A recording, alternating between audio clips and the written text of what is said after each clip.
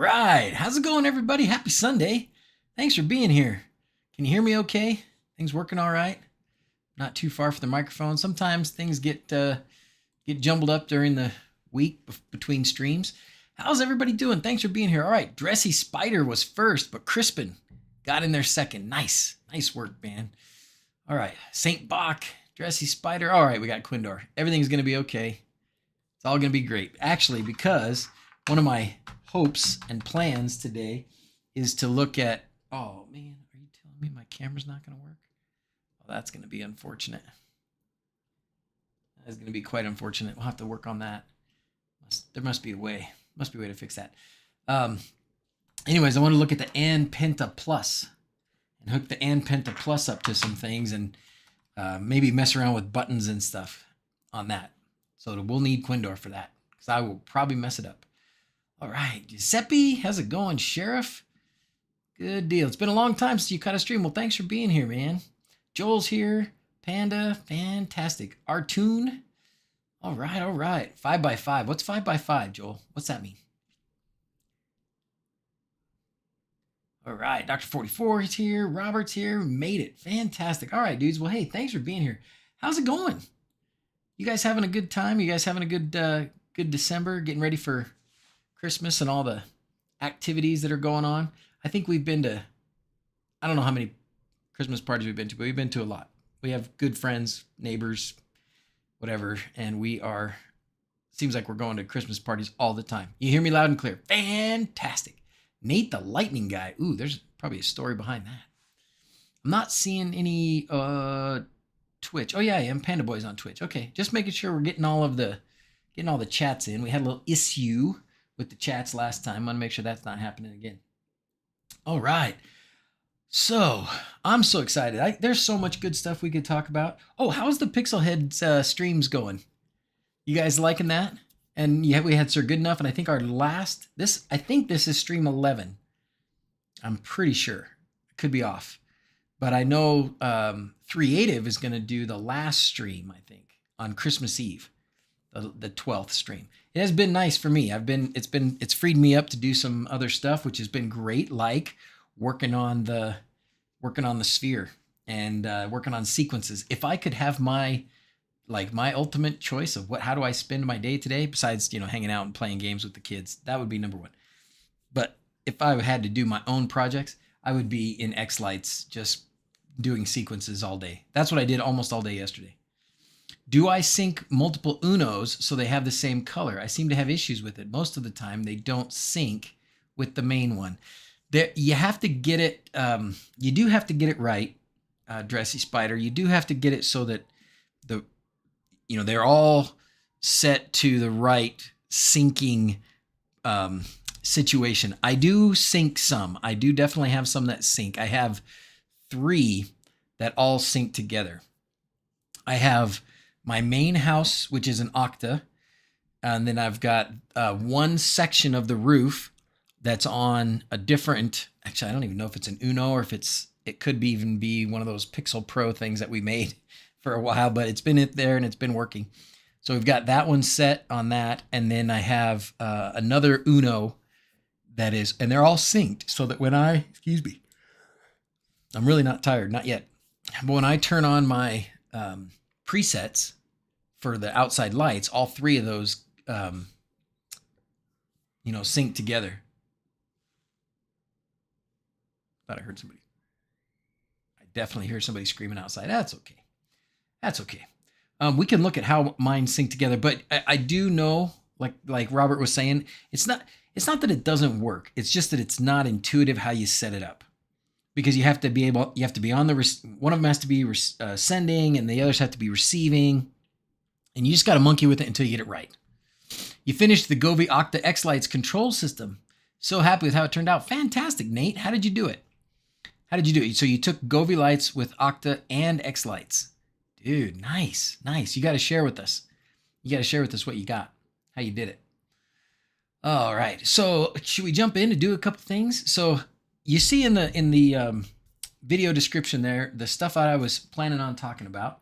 I was planning on going over the Home Assistant voice hardware now that they just came out with, and there's probably a dozen videos on this already on YouTube, which is fantastic. And they also did a live stream where they showed off this and what it does. Basically, it's dedicated hardware for Home Assistant voice. So we've been messing with Home Assistant voice. I've done several things or several videos even about Home Assistant voice, and using usually an ESP32 to work, to do it, hooked up to like an amplifier and stuff, and it's worked pretty well. It's worked. I've done it with those treasure chests. We even did it with a DrZz. We used a DrZz as the voice box because it had a microphone in it. And then I did some of the what are those, the S3 box, right? There was ones that had like one that didn't have a screen and one that did have a screen that you could use. And then we just did the seed, remember? And then I gave it away. But this is Home Assistant's own custom hardware. I would really love to get my desk camera working. I'm gonna have to give me 1 second to play with this desk camera and see why it doesn't want to work. I might be able to get it to go back with the camera. I wonder if that thing got unplugged. That's probably what happened. Let me see if.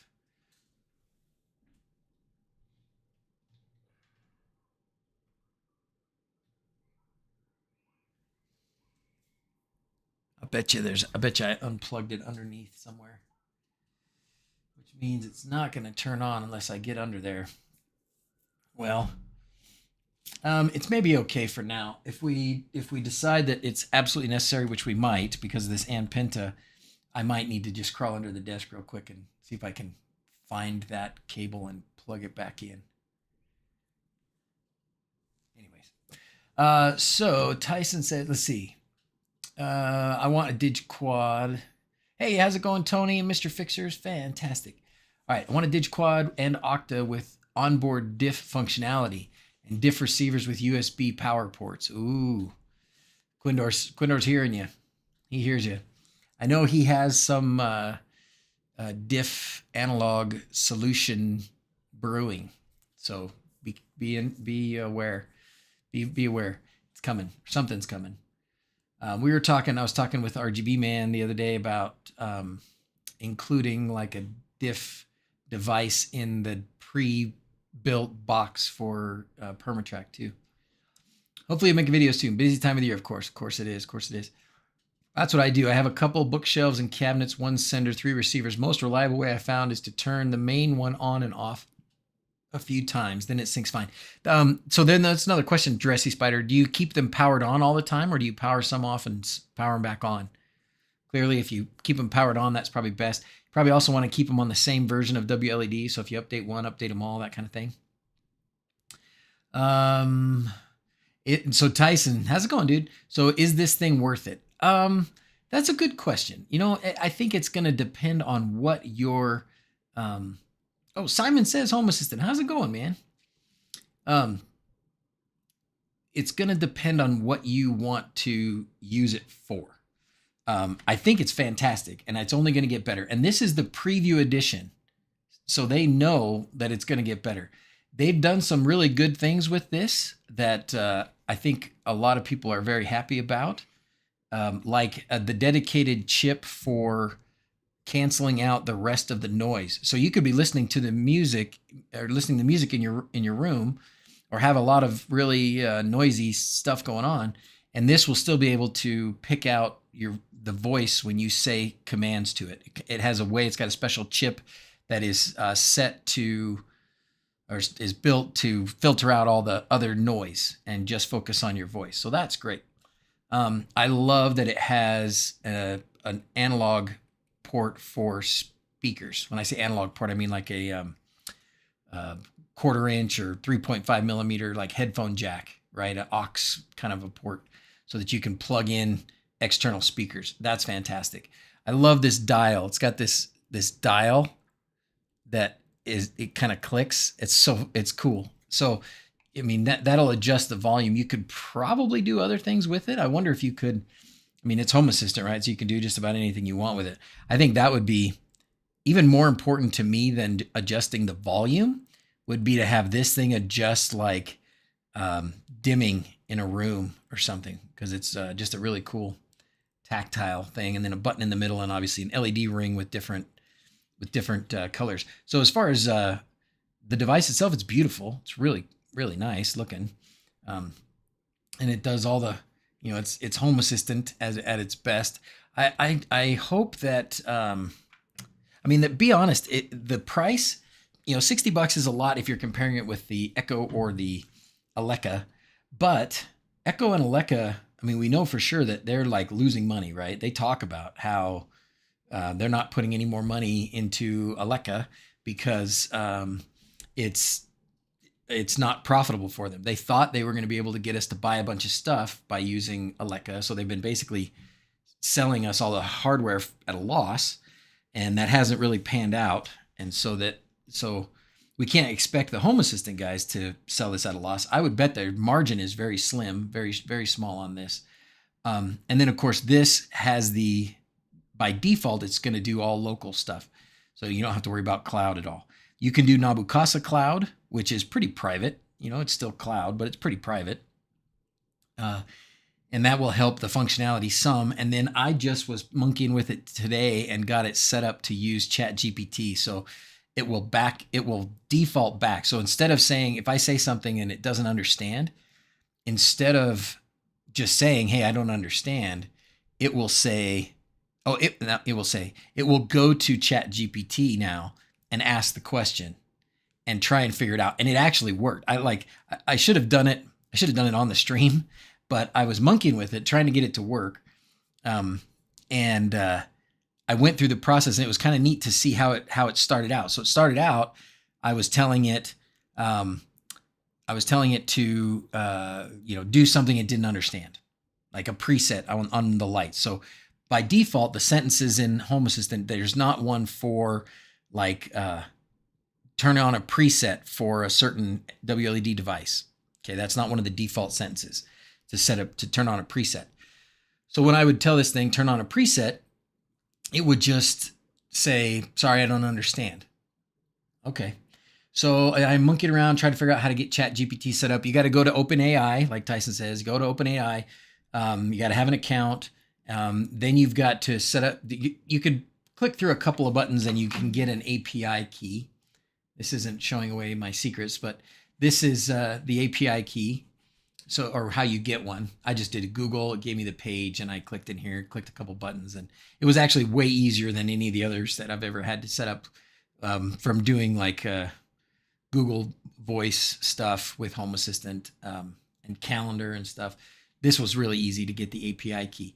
So you get the API key, you go to Home Assistant, and you set up the integration for OpenAI integrations, and then there's an OpenAI integration. So you just go in there and set that up right here, OpenAI conversation. So you set that one up, and all you need to do is put in the API key in there, and then it works. Their APIs are so cheap compared to others. Oh, OpenAI. Yeah, OpenAI, I mean, is there really one better? I don't know. I'm not sure I would say there is. Like maybe it's just because it was the first really big one. Oh, I don't need this anymore, do I? Get rid of that over here. Wait 1 second. But then once so two things happened. First was once I got the API key and put that in the integration, and then went to the settings for this device. So you go to Assist, go to Voice Assist, and then this one, and then right here. So before you set up the ChatGPT or the OpenAI API key, you won't have this option of ChatGPT.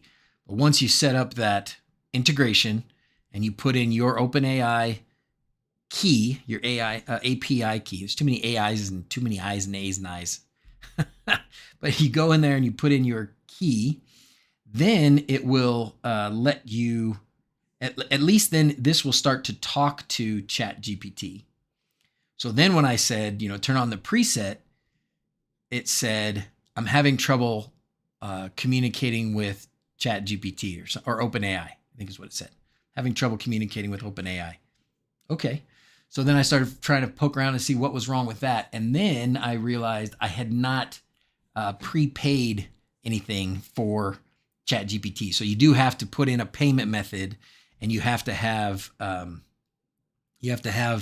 way for them to charge you. And to start out with, at least the way I did it, maybe there's other ways, but to start out with, you have to give them like $10. I think you can give them less, but give them $10, and that's credit, right? And now you're spending from that credit. That's fine. That's okay. I don't know that I'll use $10 worth of stuff on this maybe ever in my lifetime. But it works pretty good. It works pretty good now, at least. And it worked. Like when I said, okay, turn on the preset, it turned it on, but not totally. Should we try it? Should we try it? I wish I could do the camera. Maybe in a minute. I don't want to waste your time by crawling under my desk trying to figure out how to get the camera. I see that, Sir Good Enough. Thank you. I saw the thumbnail was up and fixed. Thanks, dude. Thanks for putting all this together. Can we get a round of applause for Sir Good Enough, please? Let's get a round of applause for Sir Good Enough. Let's just play a song. Good job. Thank you, Sir Good Enough, for doing all the organizing of the 12 Streams of Christmas. You're a good man. We appreciate you, and we appreciate your efforts in the community here. Because without Sir Good Enough, we would not have had the coordination that we had, and had Pixelhead streams and Sir Good Enough streams and creative streams and anybody else that participated that I missed. So thank you, dude, for doing that. Use Olama on your machine with a big GPU. Oh, so you have it local. Yeah, you can do that too. Whoa! Pair character flying in the air with a red cape and smiley on his face. Thank you, Scarlax. How are you doing, dude? Thanks for doing that. I hope it does something and makes it talk out loud for you. I don't know if it's going to. But thank you, dude. Thank you, Scarlax. Merry Christmas. You're bowing to the community. Thank you. Thank you. Thank you. Thank you. Oh, we could do this for you. Let's do this. I have this. These are created designs for Sir Good Enough. I have them on my channel here too. One more. Yeah, one more.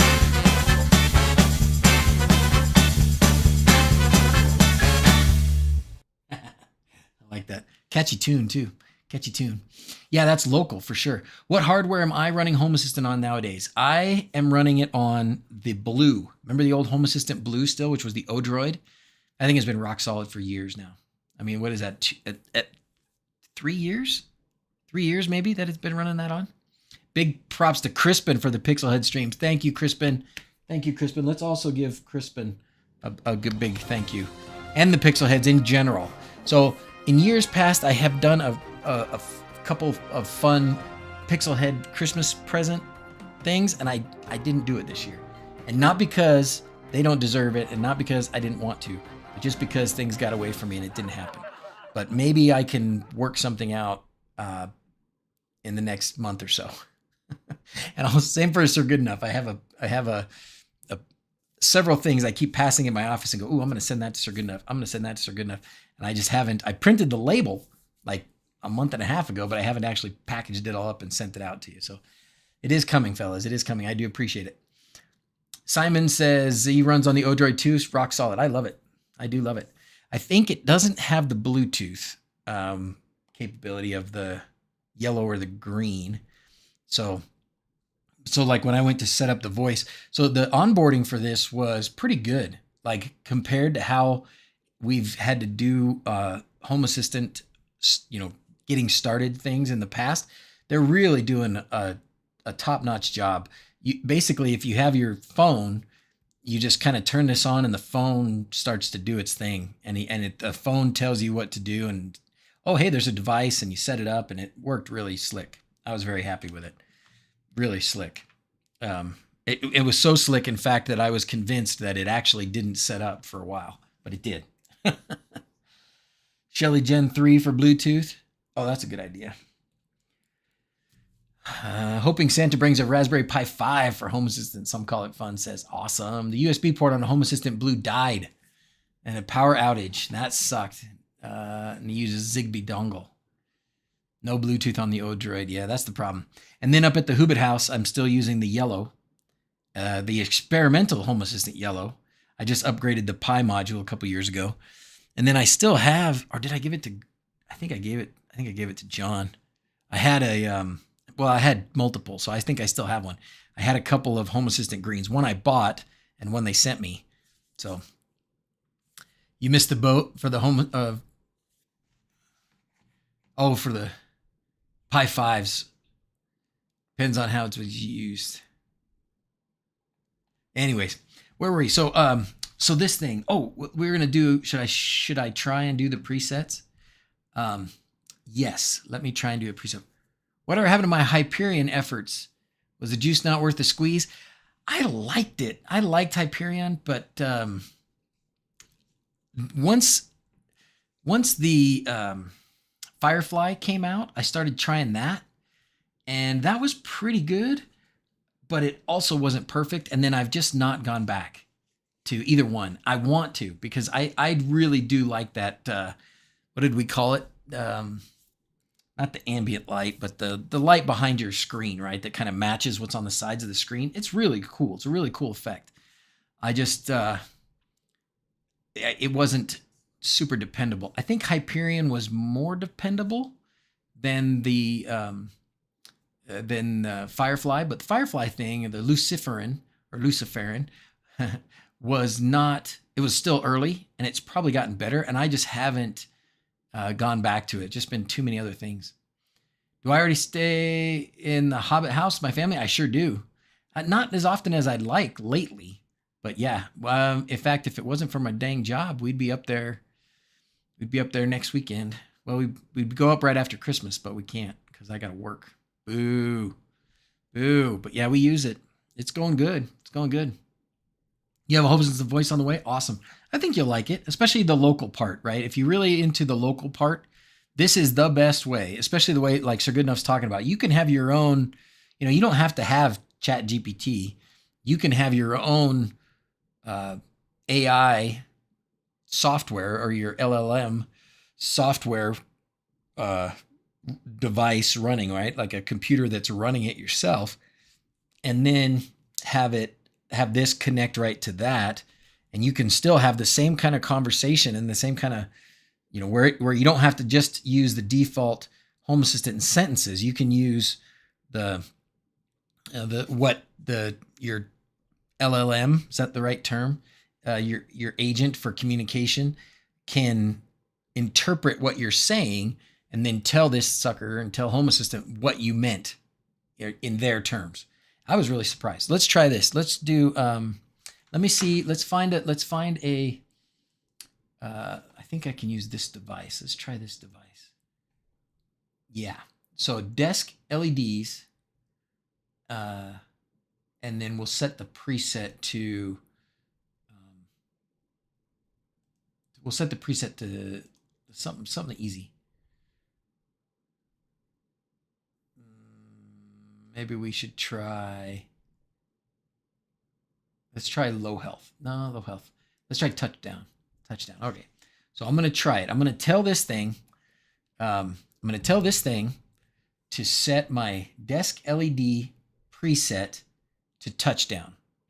And normally when it's not, actually we could do this. Let's do this. We'll show you what it does with it and what it does without it. Okay. So first let's go in here and we'll make it work without it. We'll take it off. Oh, come on now. Voice assist, Home Assistant cloud. So we're going to go in here and we're going to take off this Home Assistant, or let's take off the Chat GPT backup. Okay. So we'll take off the Chat GPT backup, and now we'll try and tell it what to do with the desk light, and it's not going to work very well. All right. Okay, Nabu. Set desk LEDs preset to touchdown. Sorry, I couldn't understand that. Did you hear that? Okay, Nabu. set desk LEDs preset to touchdown. Sorry, I couldn't understand that. She's like, nope, can't do it. Can't do it. Okay, then. Now we're gonna turn on the Chat GPT thing. Go in here, here, here. And then this is important. You want to turn this on because it'll look first at your local agent. So it'll look at the Home Assistant sentences and try and sort out what you want it to say before it goes out and looks at ChatGPT, which is like perfect, right? That's exactly what you want. Because if Home Assistant can figure it out, that's what you want to use. And if it can't, well, then it goes on to the next, goes and gets its manager. All right, let's try this again. Now, I don't know if it's going to work, and I don't know if it's going to work that fast, but we'll try it again. Here we go. Okay, Nabu. Set desk LEDs preset to touchdown.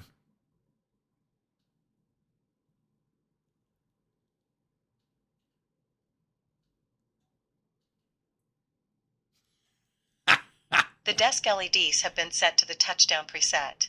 Yeah, no, they weren't. But she tried.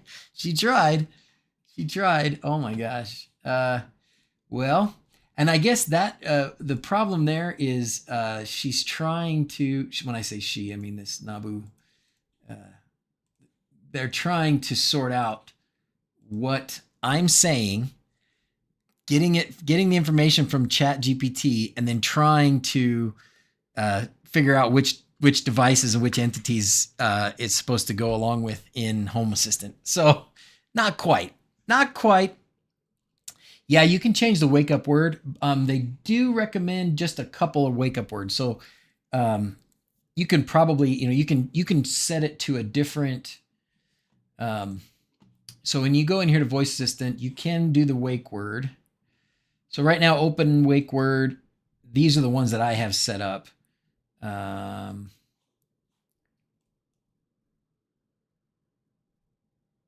I have open wake word. So see, but mine's not set to Hey Jarvis. What's going on? Did I click the wrong one? No. The ones that are set by default are just Nabu, Jarvis, and Mycroft. But this shouldn't work. Hey Jarvis. Yeah, see, that doesn't work. I don't know why that's interesting.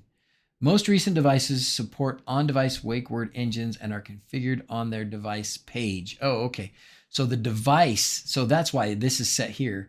So because of this device, because this device is new, it qualifies for this right here where the wake word is set on the device. So to find that, I got to go here. It's gonna show up in. I'll probably just do entity and salt and find it. Where's the Home Assistant voice?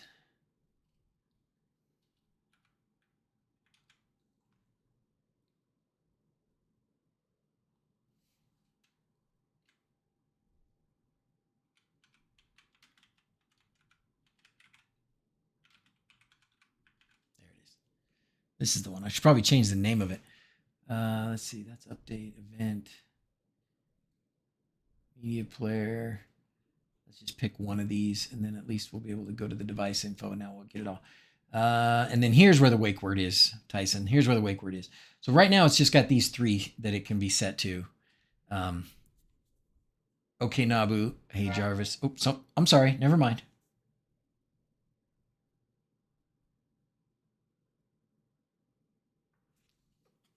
Probably going to cost me some ChatGPT money because I messed it up.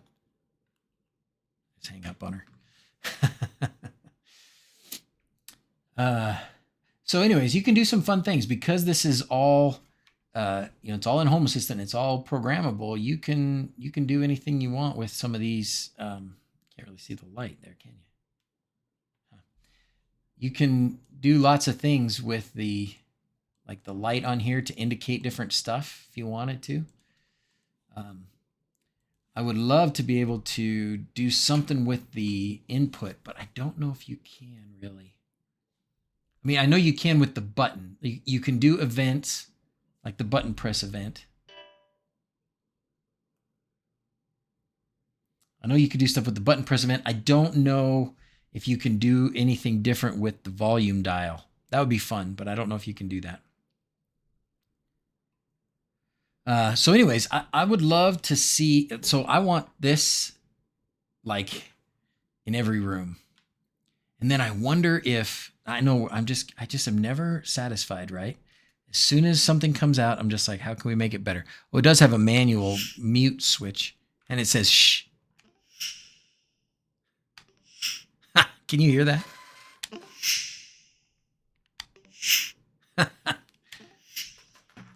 And you can turn off the wake sound, so that's nice. What I was saying was one of these in every room. You know, one of these in every room. Oh! I know what I just did. I just tinkered with my lights, which was the next thing we were gonna do. There we go. So, anyways, I'd love to have one of these like in every room, and hooked up to speakers, and then you could just say the word wherever you are, and this would trigger and stuff. So glad that mine isn't here yet. You'd be triggering it. I would be. I'm probably triggering everybody's. So anyways, it's cool. Very cool. Very happy that they got it going. They've just been amazing how good the Home Assistant guys, the Nabukasa guys have been doing with some of their stuff. I know, like, let's do one last thing on it. Let's go to the music. And let's play some music. Oops. Let's go. Okay, I don't want it to play there though. I thought I had some music in here. I wonder if we can go, isn't there a Home Assistant as a media? Maybe the music player is not there anymore. I thought I had my media. Okay, well, what we're going to do is go down here instead of browser. You can't see it, but instead of browser, we're going to pick this Home Assistant voice, and then we're going to have it play a song. So the speaker in it's not great, right? But because of this whole process, you could easily get this to make announcements and stuff pretty easily. One of the problems that I had with the box in the treasure chest that I made and the other ESP32 based voice, Home Assistant voice devices that I had set up, they would go to sleep. And once they went to sleep, it was really hard to wake them up. This one, I think because it's got that voice it's waiting for the voice wake word, that would probably help. But I will have to play with it for a while and see if I can do it, right? Like I'll set up an automation so that it plays a certain song at a certain time and make sure that it doesn't fall asleep. Make sure that it still does that. Make sure that like announcements, what I need to do is put it in my announcements as well. Actually, let's do that. I'll do it on my own time. I don't want to waste your guys' time. Not that that'd be a waste, but that's, I think, an important thing to figure out is that going to work the same way? So if I go to Node Red, which I haven't updated in, I update it every time there's updates. I just haven't opened it because it just works. So I haven't needed to open it. So when I go here and I have my announcements page, in addition to all of these media players, I need to have another media player, don't I? Let's just take one of these and copy it. All right. I'll actually put it right here. It's kind of its own thing. And then we'll pick a different media player. We're going to pick media player. We need a media player, Home Assistant voice. Golly, do I really have that many media players? Sheesh.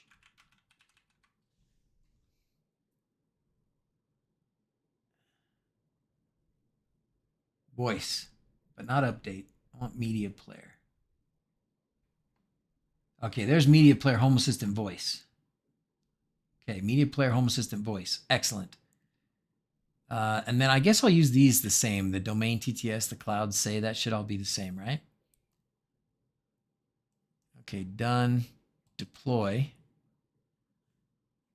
And we're going to change the name. Hold on, we got to edit this again. This is voice PE. And then we're going to need it to make it from there and from there. Okay, now we'll go into this. Oops, we're going to deploy. And then I think I had this so that I could put something in here. Merry Christmas, everyone. Oh, yeah, we'll just do that. I think I can just set that to go. Let's see. Yep. Merry Christmas, everyone. Faster than Google. Faster than Google. That was faster than Google.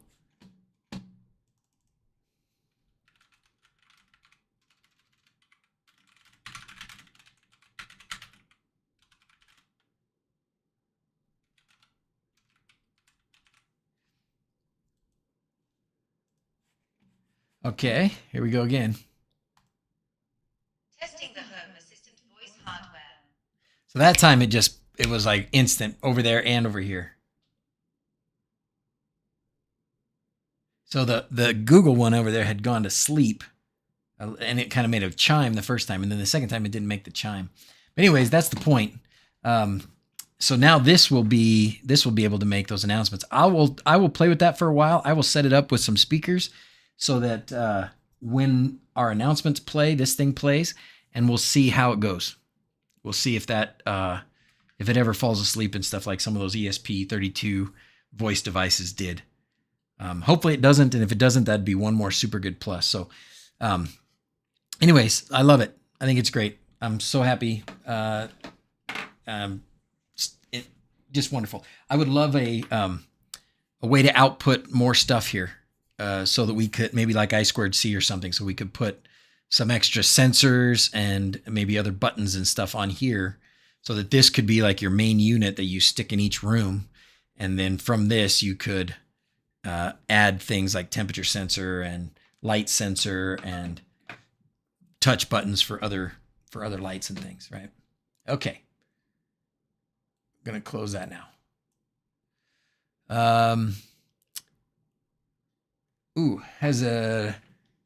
Has a port on the other side. Groove port. What's a groove port do?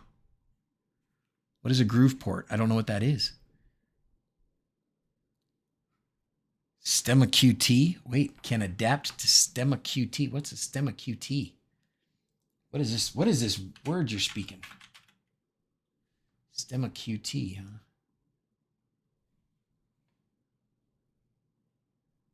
Less soldering, more hacking.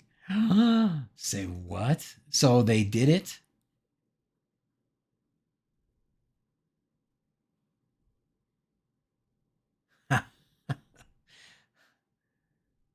Wait a second now. Wait a second. Panda Boy, what have you done to me? So do I need to, how do I open this? I probably have to pop it off. I have to break it, which is fine. I bet if I do that, though, it'll probably fall inside there.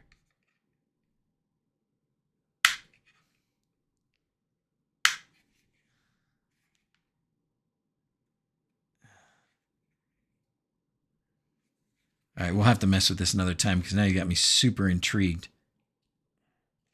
Oh, yeah, there it goes.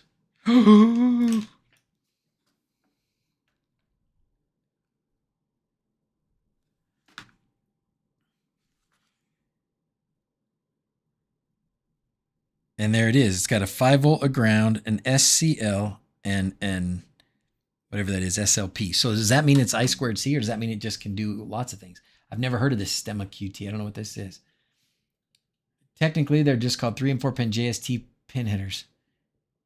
Is Adafruit's I2C. Oh my gosh. So it is I2C. So yeah, I should have known that they would have gotten it right. Well, that's great. So that means that any of these like 4-pin So you can basically add an expansion device onto this right out of there. That's super cool. Seed Studio has a bunch of Groove compatible sensors. Awesome. Okay, well then you just pop that in there, and then it's ESP Home. You just go into ESP Home and you set it up to do whatever you want. Of course. And you could have like screens and sensors and, oh, of course. I should have known. Well, thanks for pointing that out, guys. I don't think I would have pried that thing off. I didn't know what a Groove port was. It does say Groove port on there, but I didn't know what that meant. Oh, Stemma QT is not the same. It's smaller. Okay. It's not the same as what? Well, I'll figure it out. You guys want to look at this? Do you want more questions about this Home Assistant voice? I love it. It's great. Or do we want to poke around with the An-Penta-Plus? You guys want to poke around with the An-Penta-Plus? What do you say? Future AI hardware connection, methinks. Oh, that would be smart. That's great. Of course, they made it expandable because they're awesome. Let's poke around with the An-Penta-Plus. So let me show you first. This is my An-Penta-Mini. Okay, this is the configuration for my An-Penta-Mini. And the An-Penta-Mini that I have here is connected to some xLights that I have now on my monitor here, so that we've got a little bit better, more consistent light. Stemma is Groove. Okay. Groov. Is that just a typo, Johnny? Or is that what you meant to say? Is there a difference between Grove and Groov? Or it's just typo? So this is an An-Penta-Mini. So let's look at the configuration for a minute. So because it's analog only, there's the one output, which is PWM CCT, because of the lights that I'm using, which are a really, really good, high quality per Quindor, and he knows his LED strips. It's really good, high quality analog LED strip with two different two different shades of white, and then just, it's analog control. So it's like really good dimming, CRI, light quality, et cetera, et cetera. So that's what I've got here now. And this is how it sets up. So very differently, right? There's no like start LED and stop LED and all that kind of stuff. And then I did a couple things to try and control it externally, which I thought would be really useful. And they still think that it will be. I just think I need a little bit better, for one, I need a better, or a more consistent potentiometer. So I hooked it up to a potentiometer so that I can turn it down and up. Of course, right now it doesn't want to do either, even though it did earlier. That's funny. But the button is also, just holding the button goes up, and then holding the button, it goes down. I tried to set it so that it would do different things, but it didn't really go like I had anticipated. So button 1, this should make it a potentiometer.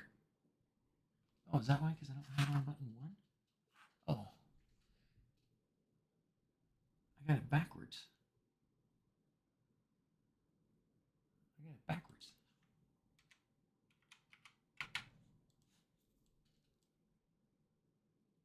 think I did it wrong. That might make sense. Nope. Still not working. Yeah, well, holding the button down does them up and down, but then it doesn't do them on and off. And I need it to do on and off as well. I don't know why it doesn't want to do that. So I think that's going to be important, because I want something like this An-Penta-Plus to be like a whole room light control. So that it could have, like, so you got a room like this, and maybe you've got some desk lights, and you've got like a floor lamp, and you've got some lights in the ceiling or something like that, right? And you want them all to be analog LED strip really nice and controlled in one place. So you'd have one of these and that would control it all.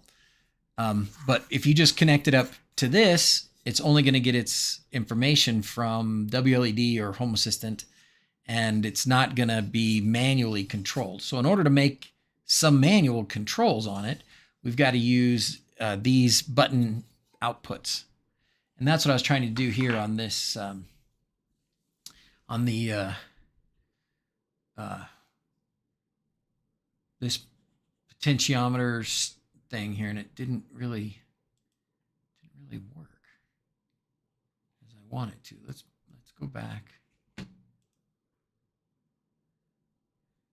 So this should be 0.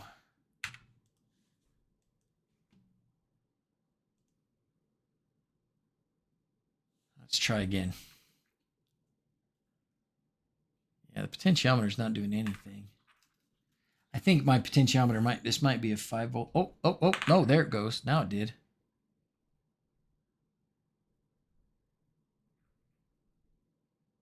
It's not very responsive. And it doesn't really give you feedback. It was working earlier today. I must have, maybe I shorted something.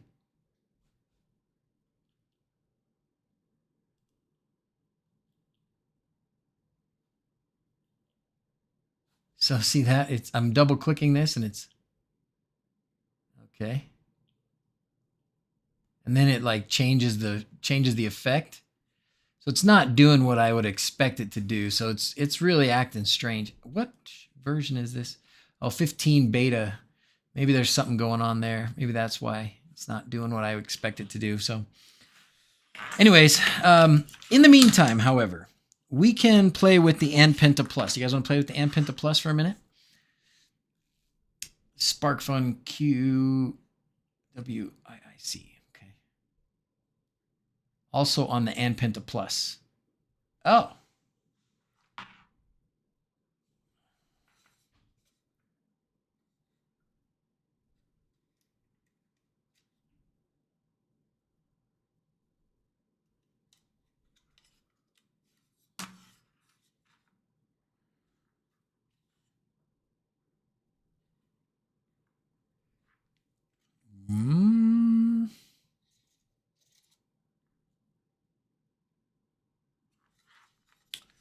Where exactly, my friend? Oh, that. Oh, no, that's super tiny. Yeah. The Stemma QT, super tiny. Yeah, that's not the same as this. The I2C here is super tiny. So this is the one on here is more the big size. The one on here is the tiny one. Tiny. Okay, cool. Thank you for pointing that out. Got it. Okay. All right, let's start out. Let's power this thing up and just start playing with it a little bit. And I've got we can hook up some LED strips to it. I've got the same LED strip here, and then I do have a little piece of the cob light one that I thought we could hook up as well. That would be kind of fun for the RGB parts. Man, let me try my camera now. So I really like to get this. Let me just try it. Give me 15 seconds to try this.